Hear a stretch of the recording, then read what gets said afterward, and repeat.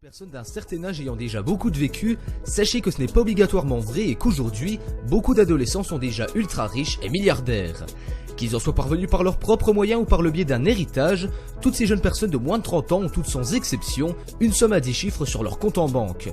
Avant que ça commence, mettez un pouce bleu si vous aussi voulez devenir milliardaire et surtout pour nous aider à dépasser les 4000 likes en 24 heures. Et si ce n'est pas déjà fait, vous pouvez vous abonner à la chaîne du Toposcope et activer la petite cloche pour ne louper aucune des nouvelles vidéos qui sortent chaque jour à 18 h. C'est parti.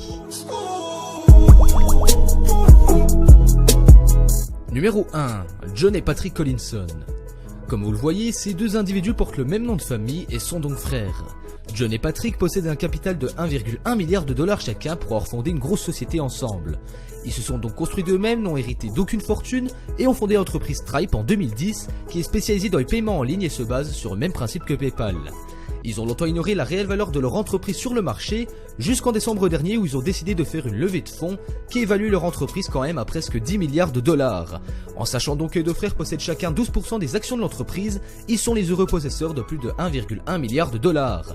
Avec l'entreprise Stripe, ils n'en étaient pas à leur coup d'essai car bien des années auparavant, ils avaient déjà fondé une autre entreprise du nom de Automatic qui, elle, a été revendue en 2010 aussi. Numéro 2. Ludwig Brown. On connaît peu de détails de lui, mais ce dont on est sûr, c'est qu'il est l'héritier de la marque Brown. Son père, Ludwig George, a pris les commandes de cette société de services médicaux en 1977, lorsqu'elle ne pesait que 24 millions de dollars de ventes annuelles. Aujourd'hui, 40 ans plus tard, les revenus ont été multipliés par presque 300, avec 6 milliards de ventes dont 500 millions annuels de bénéfices.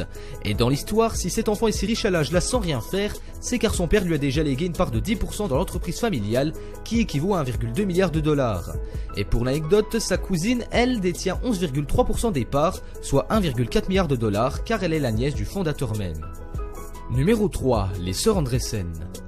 Elles sont les sœurs les plus connues de Norvège et elles ne doivent pas à la base leur fortune à leur propre travail mais bien un héritage, celui de la marque de cigarettes Tiedemans qui a été vendue en 2005. La famille Andresen a par la suite, avec la fortune déjà encaissée, créé une société d'investissement appelée Ferd. Il se trouve que pour le coup, ça a vraiment super bien marché et par conséquent, c'est en 2007 que le père des deux jeunes filles a transféré à ces dernières 84% du capital de l'entreprise à raison de 42% chacune. Leur fortune ne sera connue que 6 ans plus tard, soit l'année de leurs 17 ans qui en Norvège est l'âge requis pour rendre publiques les déclarations fiscales de chaque citoyen. Même si elles sont les détentrices majoritaires des actions de l'entreprise, Alexandra et Katharina ne contrôlent toutefois pas le patrimoine familial, dont continue de se charger leur père. Numéro 4. Gustav Magnarvitso. Décidément, on peut dire que la Norvège est un énorme vivier de jeunes milliardaires, car c'est encore en ces terres que l'on retrouve le jeune Gustav qui ne compte pas moins de 1,6 milliard à son actif. Et pour cause, il est l'enfant d'un des riches entrepreneurs norvégiens ayant fondé la société Salmar qui est productrice de saumon, qui est la spécialité nationale. En 2013, le père transfère l'équivalent de 47% des parts de Salmar à son fils, pour des raisons fiscales qui, vous vous en doutez, l'arrangent beaucoup. Néanmoins, il reste actionnaire majoritaire et garde donc la main sur l'entreprise en étant directeur général, et résultat des comptes, Gustav devient milliardaire à tout juste 20 ans et chercherait même à continuer de s'enrichir en investissant dans des startups technologiques prometteuses et dans l'immobilier. Numéro 5. Evan Spiegel et Bobby Murphy. Vous l'aurez compris les potes, il m'arrive souvent de mettre deux personnes à la même place du classement car bien souvent, l'origine de leur richesse est complètement liée.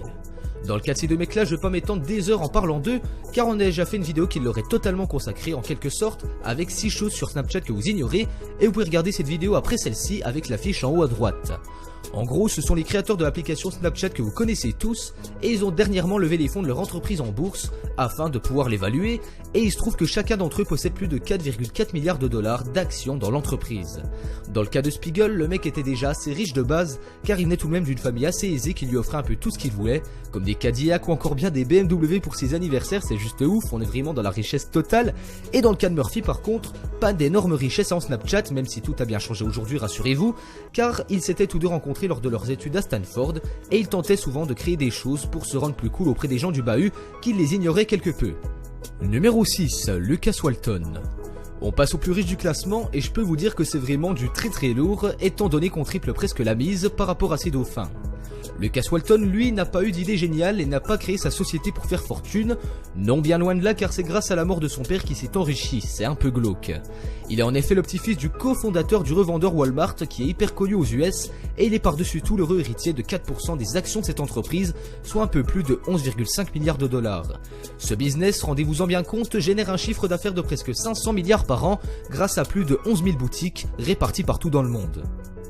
Cette vidéo touche à sa fin, dites-moi en commentaire quel est selon vous le milliardaire le plus exemplaire de cette vidéo. Pour aider le Toposcope, vous mettez un pouce bleu, vous partagez la vidéo à vos potes qui rêvent tous d'être milliardaires, et bien évidemment vous abonnez et vous activez les notifications pour ne louper aucune des nouvelles vidéos qui sortent chaque jour à 18 h. Et quant à moi, je donne rendez-vous demain, même endroit, même heure pour une nouvelle vidéo. Ciao ciao.